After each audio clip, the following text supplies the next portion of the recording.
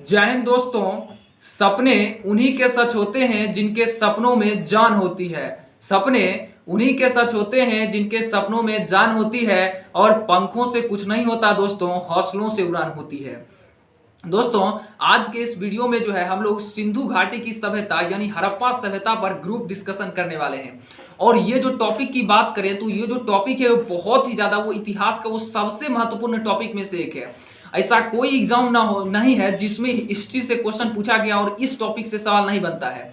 तो आज जितना भी क्वेश्चन होगा वो एक एक क्वेश्चन या तो किसी एग्जाम में पूछा हुआ है और नहीं पूछा हुआ है तो वो आगे जरूर पूछेगा। तो आज का वीडियो जो है एकदम आप लोग ध्यान पूर्वक देखिएगा, क्योंकि ये टॉपिक बहुत ही ज्यादा इंपॉर्टेंट है और इससे सवाल पक्का बनेगा। और जानते हैं दोस्तों कि मात्र एक नंबर से मेरिट आउट और मेरिट लिस्ट में इन हो जाता है। तो आप लोग के लिए ये वीडियो बहुत ज्यादा इंपॉर्टेंट है। तो इस वीडियो को एंड तक देखिएगा और ये वीडियो को अधिक से अधिक जरूर शेयर कीजिएगा। तो चलिए बिना समय गवाए आज की कक्षा का हम लोग आगाज करते हैं। तो क्या आप लोग रेडी हैं? यस। चलिए सबसे पहले इधर से बताना स्टार्ट कीजिएगा कि ये जो सिंधु घाटी की जो सभ्यता है, सबसे पहली बात इसका कार्यकाल जो है वो इसका समय कब से कब तक है? 2500 ईसा पूर्व से 1750 ईसा पूर्व रेडियो कार्बन 14 विधि के द्वारा। चलिए बिल्कुल इनका सही जवाब है। देखिए रेडियो कार्बन 14 विधि के द्वारा जो है वो हड़प्पा सभ्यता का जो सामान्य काल है वो 2500 से 1750 ईसा पूर्व माना गया है। लेकिन दोस्तों ये जो लुसेंट का पुस्तक है इसमें 2400 ईसा पूर्व से लेकर 1700 ईसा पूर्व दिया गया है। तो ये आपको ध्यान रखना है, लेकिन जो मैंने वो बताया वो बिल्कुल परफेक्ट था। चलिए अब आगे बढ़ जाते हैं। आप उधर से बताइएगा कि हड़प्पा सभ्यता का जो विस्तार है वो किस प्रकार के आकार उसका कैसा था? त्रिभुजाकार का है। चलिए बिल्कुल सही बात है, त्रिभुजाकार था। आप बतलाइएगा कि कार्बन 14 पद्धति की खोज कब और किसने किया था? 1946 ईस्वी में कार्बन 14 पद्धति की खोज विफ्रेंड लिवी यानी बीवी लिवी के द्वारा की गया। चलिए बिल्कुल सही जवाब है। देखिए ये जो कार्बन 14 पद्धति है ये जो है ये काल निर्धारण का पद्धति, यानी कोई भी जो पदार्थ जो है कितना पुराना है ये चीज निकालता है कार्बन 14 पद्धति। और इसकी खोज 1946 ईस्वी में जो BF लिवी ने, अमेरिका के प्रख्यात रसायन शास्त्री जो थे, वो उन्होंने इसकी खोज की थी। और एक बात जान जाइए कि जिस पदार्थ में कार्बन 14 की मात्रा जितनी ही कम होगी वह उतनी ही प्राचीन मानी जाएगी। चलिए अब आगे बढ़ते हैं। आप बतलाइएगा कि सिंधु घाटी की सभ्यता की खोज कब और किसने किया? 1921 में राय बहादुर दयाराम साहनी ने की थी। चलिए बिल्कुल सही जवाब है। ये एकदम इंपॉर्टेंट दोस्तों क्वेश्चन है कि सिंधु घाटी की सभ्यता की खोज किसने की थी? तो 1921 में राय बहादुर दयाराम साहनी जी ने की थी। चलिए आप बतलाइएगा कि सिंधु घाटी की सभ्यता को किस काल में रखा जाता है? आद ऐतिहासिक काल या कंस युगीन सभ्यता काल में। चलिए बिल्कुल सही जवाब है। ये दो चीजें हैं। देखिए हड़प्पा सभ्यता जो है इसको आद ऐतिहासिक काल या कंस युग, ये दोनों कैटेगरी में जो वो रखा जाता है। ये भी कई बार एग्जाम में पूछा हुआ क्वेश्चन है। चलिए आप बतलाइएगा कि हड़प्पा सभ्यता के जो लोग थे, यहाँ के जो मुख्य निवासी थे वो कैसे थे? द्रविड़ और भूमध्य सागरीय। चलिए बिल्कुल सही जवाब है। आप उधर से बतलाइएगा कि सर जॉन मार्शल जो कि भारतीय पुरातत्व सर्वेक्षण विभाग के तत्कालीन महानिर्देशक थे, वो कितनों ईस्वी में जो है वो सिंधु घाटी की सभ्यता नामक एक उन्नत नगरीय सभ्यता पाए जाने की विधिवत घोषणा कर दिए थे? 1924 में। बिल्कुल 1924 ईस्वी में जो है ये बात उन्होंने कह दिया था कि आगे एक यहाँ पर भयंकर सभ्यता मिलने वाला है, बहुत ही शानदार उन्नत और विकसित सभ्यता मिलेगा। चलिए अब जो है वो हड़प्पा सभ्यता की चौहद्दी आती है। तो हम एक एक करके जो है पूछने वाले हैं। तो सबसे पहले आप बतलाइएगा कि हड़प्पा सभ्यता का जो उत्तर में जो विस्तार है वो कहाँ तक फैला था? तो उत्तर वाला बताइए आप। उत्तर में देखिए चिराग, उत्तर में जम्मू कश्मीर, जिला मांडा, अखनूर, चिनाब नदी था उत्तर में। चलिए बिल्कुल सही बात है। देखिए उत्तर में जो पूछेगा तो चिनाब नदी हो जाएगा, अखनूर के निकट मांडा, जम्मू कश्मीर। ठीक है, तो अब बताइएगा उत्तर के बाद दक्षिण में आप ही बतलाइए। दक्षिण में मतलब महाराष्ट्र, जिला अहमदनगर, दायमाबाद, गोदावरी नदी था। चलिए बिल्कुल सही बात है। दक्षिण में जो महाराष्ट्र में जो है वो दायमाबाद, गोदावरी नदी के किनारे, जिला अहमदनगर। चलिए बहुत अच्छा। आप जो है बतलाइएगा कि पूरब में जो है कहाँ उसका विस्तार था? पूरा में आलमगीरपुर नदी के किनारे, मेरठ, उत्तर प्रदेश। चलिए ठीक है, आप बताइए पश्चिम में कहाँ तक था? दासक नदी के किनारे, आलमगीरपुर, सुतकांगेज और बलूचिस्तान, पाकिस्तान। चलिए बिल्कुल सही बात है। तो दोस्तों ये जो इनकी जो चौहद्दी थी, ये जो डिस्कशन हम लोग किया, ये चौहद्दी जो है बहुत ज्यादा इंपॉर्टेंट है। ये जो है नॉर्मल एग्जाम में नहीं बल्कि ये यूपीएससी के एग्जाम में पूछ चुका है। तो आप लोग इसको एकदम ध्यान से जो है कंप्लीट कर लीजिएगा। चलिए बहुत अच्छा, आगे बढ़ते हैं। हम इधर से बतलाइएगा कि सिंधु सभ्यता या सैंधव सभ्यता जो वो किस प्रकार की सभ्यता थी? नगरीय सभ्यता थी। चलिए बिल्कुल सही जवाब है, सिंधु सभ्यता एक नगरीय सभ्यता थी। चलिए थोड़ा जल्दी आगे बढ़ेंगे, आप उधर से बताइएगा कि सिंधु सभ्यता में जो है कुल मिला के जो है जितने भी स्थल थे उसमें कितने बड़े स्थल थे, बड़े नगरों की संख्या कितने को दिया गया? 6 को दिया गया तो था। कौन कौन? मोहनजोदड़ो, हड़प्पा, गनवालीवाला, राखीगढ़ी, धौलावीरा, कालीबंगन। चलिए बहुत अच्छा। देखिए वैसे तो बहुत सारे शहर खोजे गए लेकिन 6 नगर को महत्वपूर्ण जो है नगर माना गया, उसको महत्वपूर्ण नगर की संज्ञा दी गई। इसमें हड़प्पा, मोहनजोदड़ो हो जाएगा, गनवारीवाला, धौलावीरा, राखीगढ़ी और कालीबंगन हो जाएगा।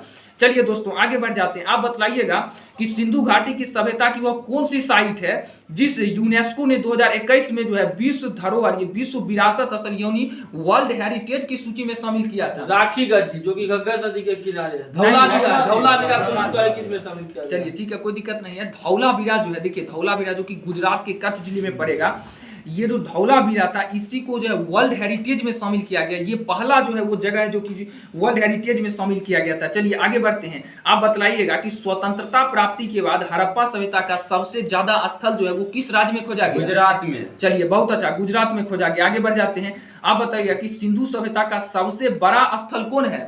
मोहनजोदड़ो है, बहुत अच्छा बात है। और भारत में इसका सबसे बड़ा स्थल कौन है? राखीगढ़ी। राखीगढ़ी जो है कहां पर है, किस नदी के किनारे? इसकी खोज कब और किसने किया? घग्गर नदी के किनारे हरियाणा के हिसार जिले में, और इसकी खोज जो है चलिए बिल्कुल सही बात है इनका। देखिए पूरा का पूरा अगर सब देश मिला के देखा जाए तो हड़प्पा सभ्यता का सबसे बड़ा विस्तारित मोहनजोदड़ो, लेकिन यदि भारत का स्पेशली पूछेगा तो भारत में सबसे बड़ा स्थल इसका राखीगढ़ी है जो कि घग्गर नदी के किनारे हरियाणा के हिसार जिले में है, जिसकी खोज 1963 में सूरज भान ने किया था। चलिए आगे बढ़ेंगे, आप बताइएगा कि सिंधु सभ्यता का जो बंदरगाह का जो इलाका था वो कौन कौन सा था? लोथल और सुरकोटदा। चलिए बहुत अच्छा, बंदरगाह दोस्तों लोथल और सुरकोटदा था। ये कई बार एग्जाम में पूछा हुआ है, बहुत इंपॉर्टेंट। आगे बढ़ते हैं, आप उधर से बताइएगा जूते हुए खेत और नक्काशीदार ईंटों के प्रयोग का साक्ष्य जो कहां से मिला है? कालीबंगन से मिला। तो कालीबंगन किस राज्य में है? राजस्थान में है। चलिए बिल्कुल सही बात है, कालीबंगन राजस्थान राज्य में पड़ता है। आप बताइएगा कि मोहनजोदड़ो से प्राप्त एक विशाल स्नानागार मिला है जो कि सिंधु सभ्यता की सबसे बड़ी इमारत थी। तो इसके बीच एक स्नान कुंड था जिसका लंबाई, चौड़ाई और गहराई कितना था? देखिए इसका लंबाई 11.88 मीटर था और चौड़ाई इसका 7.43 मीटर 7.01 मीटर था और गहराई 2.43 मीटर था। चलिए बिल्कुल सही जवाब है इनका दोस्तों। फुट में बदल दीजिएगा तो 39 फुट लंबा, 25 फुट चौड़ा और 8 फीट गहरा था। चलिए बिल्कुल सही जवाब है दोस्तों। ये जो है वो मोहनजोदड़ो से प्राप्त जो ये स्नानागार, ये सबसे बड़ी इमारत थी हड़प्पा सभ्यता की, तो जिसकी लंबाई हम लोगों ने यहाँ पर डिस्कशन किया। तो आप लोग ध्यान से बातों को समझते जाइए और वीडियो में पूरा बने रहिए। उम्मीद कर रहे हैं कि आपको ये अच्छा लग रहा होगा। देखिए आगे बढ़ते हैं, आप बताइएगा कि अग्निकुंड का प्रमाण कहाँ से मिला है? अग्निकुंड का लोथल से। चलिए बिल्कुल सही बात है, लोथल और कालीबंगन से। चलिए बिल्कुल सही बात है, आगे बढ़ते हैं, आप बताइएगा कि कहां पर से जो है एक शिल पर 3 मुख वाले देवता यानी पशुपतिनाथ की मूर्ति मिली है? मोहनजोदड़ो से। उस पर 4 गो जो है पशु था, कौन कौन? हाथी, गेंडा, चीता, भैंसा। चलिए बिल्कुल सही बात है। आप बताइएगा इधर से कि नर्तकी की कौन सी मूर्ति कहां से मिली है? मोहनजोदड़ो से। चलिए बहुत अच्छा, आप उधर से बताइएगा कि कहां पर जो है मोहर में सबसे अधिक एक श्रृंगी वाले जो है एक श्रृंगी वाले पशु का अंकन मिलता है? हड़प्पा सभ्यता में। चलिए हड़प्पा बिल्कुल में, हड़प्पा में बिल्कुल। यहाँ पर जो है एक आयताकार मुहर में जो है वो स्त्री के गर्भ से क्या निकलता दिखाई पड़ता है? पौधा निकाल दिया। चलिए ठीक है बिल्कुल, आगे बढ़ते हैं, आप बताइए कि मनके बनौनी के कारखाने कहाँ थे? चनमुद्रो में। चलिए बिल्कुल सही बात है, मनके बनौनी के कारखाने जो थे लोथल और चनमुद्रो में थे। चलिए आप बताइए सिंधु सभ्यता की लिपि कैसी थी? भाव चित्रणात्मक थी। तो भाव चित्रात्मक लिपि कैसा होता है? वह लिपि मतलब दाईं से बाईं ओर लिखी जाती थी और जब लेखक की एक से अधिक पंक्तियां थी तो पहली पंक्तियां दाईं से बाईं और दूसरी पंक्तियां बाईं से दाईं ओर लिखी जाती थी। चलिए बहुत अच्छी, बिल्कुल सही जवाब है इनका। हड़प्पा सभ्यता की जो लिपि थी दोस्तों वो भाव चित्रात्मक थी, यानी भाव में ही वो बात को जो है पकड़ते थे।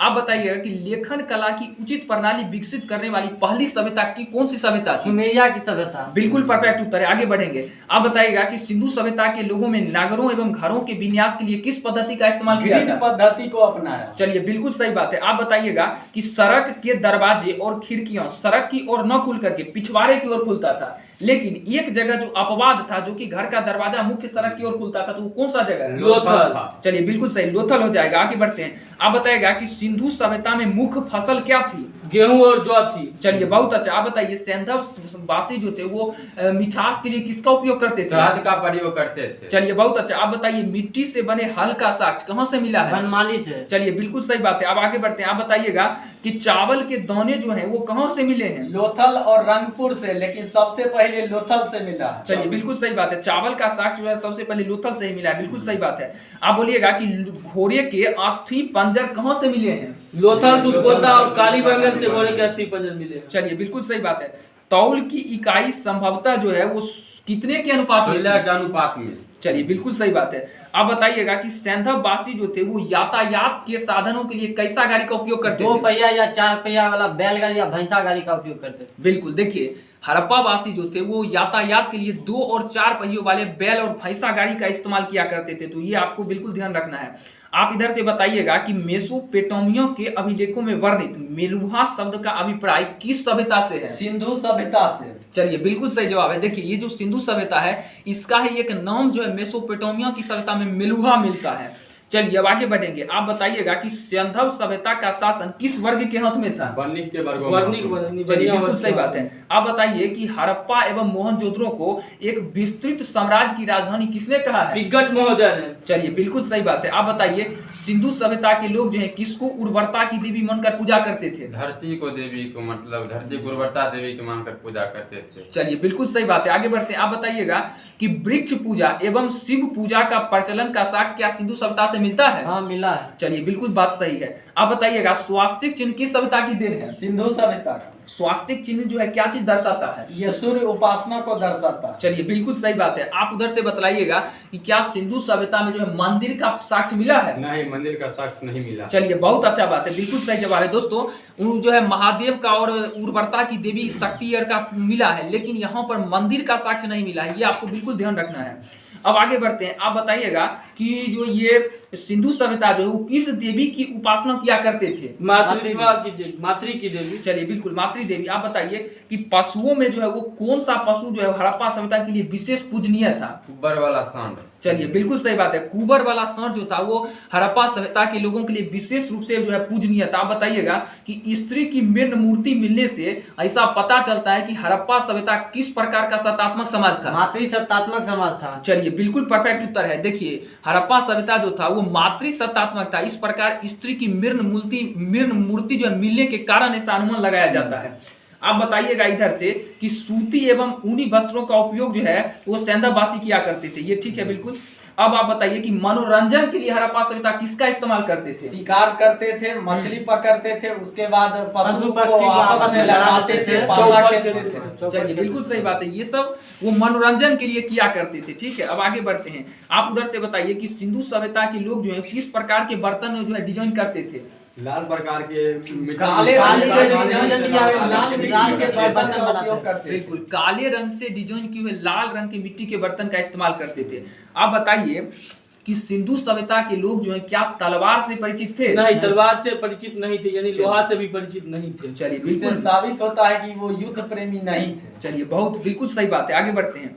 आप बताइएगा कि कालीबंगन जो है वो एकमात्र ऐसा शहर था जिसका निचला शहर जो है वो किले से घिरा हुआ था। तो कालीबंगन का अर्थ क्या होता है? काली चूड़ियां। चलिए बिल्कुल सही बात है। और यहाँ से जो है जूते हुए खेत और अग्नि पूजा के भी प्रमाण मिले हैं। चलिए बहुत अच्छा। आप बताइएगा कि पर्दा प्रथा और वैश्यावृत्ति क्या सेंधव सभ्यता में थी या नहीं? थी। चलिए बिल्कुल सही बात है। आप बताइए कि सबको जो है वो जलाने और गाड़ने दोनों प्रथा था।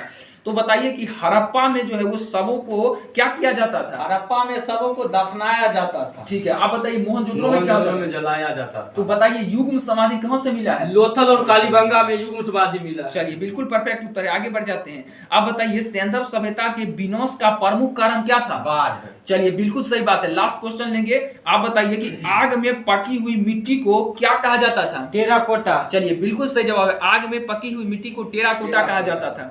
तो दोस्तों अब जो है एक डायग्राम है जो कि अपने में जो है बहुत ज्यादा मोस्ट इंपॉर्टेंट वीवीआई डायग्राम है और इस डायग्राम से एग्जाम में आपको 1 से 2 नंबर बिल्कुल आसानी से आएगा। तो चलिए इस डायग्राम पर जो है हम लोग डिस्कशन कर ही लेते हैं आज। तो सबसे पहली जो बात है वो हम जो है स्थल का नाम बताएंगे और आप लोग नदी बताइए, फिर स्थिति बताइए और उत्खनन करता बतलाइएगा। तो चलिए इधर से स्टार्ट करते हैं। सबसे पहला जो प्रमुख स्थल है वो हड़प्पा है। तो आप बताइए इधर से जो हड़प्पा किस नदी के किनारे है? ये कहाँ पर स्थित है और इसके उत्खननकर्ता भी कौन है? हड़प्पा रावी नदी के किनारे स्थित है। इसके उत्खननकर्ता दयाराम साहनी 1921 है। हाँ। और ये जो है पाकिस्तान के साहिवाल जिला में स्थित है। चलिए, बिल्कुल सही बात है इनका। अब आगे बढ़ते हैं, मोहनजोदड़ो के बारे में आप बताइए। इस सिंधु नदी के किनारे है, पाकिस्तान के सिंध प्रांत लारकाना जिले में है। हाँ। रखालदास बनर्जी 1922, मेके 1927 और बहिलर 1930। चलिए, बिल्कुल सही बात है, बहुत अच्छा। आगे बढ़ते हैं, आप बताइएगा चनहुद्रो के बारे में बताइए। चलो ये देखिए, यह सिंधु नदी के किनारे है और इसका हाँ। वर्तमान स्थिति यह अभी पाकिस्तान के नवाबशाह जिले में पड़ता है। बिल्कुल। और ये इसके खोज जो है सो M.K. मजूमदार और मैके 1925 में किए थे और M.K. मजूमदार 1931 में किए थे। चलिए, बिल्कुल बात सही है इनका। आप बताइए काली बंगन जो कहाँ पर है और कौन नदी के किनारे है? कालीबंगा है जो घग्गर नदी के किनारे है और राजस्थान के हनुमानगढ़ जिला में है। इसका हाँ। खोज यमुनानंद घोष 1951 में की थी और बीबी लालिम्बी के थापर 1961 में की थी। चलिए, बिल्कुल सही जवाब, बहुत अच्छा। आगे बढ़ते हैं, आप बताइए कोट दीजी किस नदी के किनारे होगा? कोट दीजी सिंधु नदी के किनारे है, सिंध प्रांत के खैरपुर स्थान में। हाँ, और बिल्कुल। इसका खोज फजल अहमद किए थे 1953 में। चलिए, बहुत अच्छा। आप रंगपुर के बारे में बतलाइए। रंगपुर मादर नदी के किनारे है। और इसका खोज जो है रंगनाथ राव 1953-54 में किए थे। हाँ, बिल्कुल। और ये गुजरात के काठियावाड़ जिला में है। चलिए, ठीक है। रोपर जो है दोस्तों, अब चलिए रोपर पर चलते हैं। आप उधर से बतलाइएगा रोपर के बारे में। रोपर सतलज नदी के किनारे है, ये पंजाब के रोपर रोपर जिले जिला में में है, है। बिल्कुल। और यज्ञदत्त शर्मा 1953 से 56, बिल्कुल, बहुत अच्छा, बहुत अच्छा। आप बताइए लोथल के बारे में। लोथरिया जो है भोगवा नदी के किनारे है और हाँ। यह गुजरात का अहमदाबाद जिले में पड़ता है। बिल्कुल। और इसका खोज 1954 में जगदत्त शर्मा ने नहीं, किया। रंगनाथ राव ने किया था। बिल्कुल, लोथल रंगनाथ राव हो जाएंगे। चलिए, अब आगे बढ़ते हैं। आप बताइएगा आलमगीरपुर के बारे में। आलमगीरपुर ये जो है आलमगीर हिंद नदी के किनारे है। इसके मतलब ये उत्तर प्रदेश का मेरठ जिला में है। इसके खोज करता है यज्ञदत्त शर्मा 1958 में किया था। चलिए, बिल्कुल सही। आप सूतकंगेडोर के बारे में बताइए। तो सूतकंगेडोर दासक नदी के किनारे है, पाकिस्तान के मकरन में समुद्र तट के किनारे। और इसकी खोज ओरेल स्टोन 1953 में किए थे।